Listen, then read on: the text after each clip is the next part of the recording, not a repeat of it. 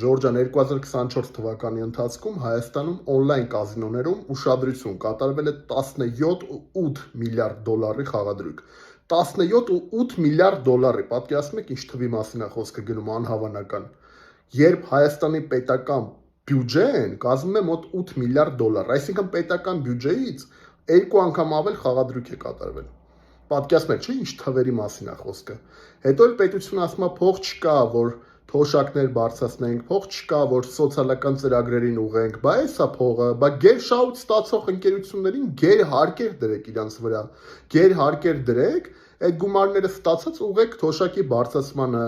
սոցիալական ծրագրերին, ձեր ժողովրդին նայեք, բա այդ գերհարկերը որ չեք դրել, իրանքի գերշահույթ են ստանում, բա հետո ինչ ուզում անում են, մարդկանց այդ փողերը կրված, ինչ ուզում անում են, կյանքը վայելում են, ճոխ ապրում են։ Հետո էլ մարդիկ նայում են իրենց վրա, բա պետություն ուր է, բա արդարությունը ուր է, բա գերշահույթ ստացողները ոնց որ արևմուտքում է, պետք է 50%-ից ավել հարկ վճարեն, այդ շահույթից եւ ամեն ինչից 50% ավել, որ պետությունը կարողանա ուղղի այդ գումարները անապահով խավի վրա, սոցիալական ծրագրերին, թոշակների բարձրացմանը, բա դրա վրա նայեք, անհավանական թվեր է, հասկանում եք, իսկ այդ հարուստները,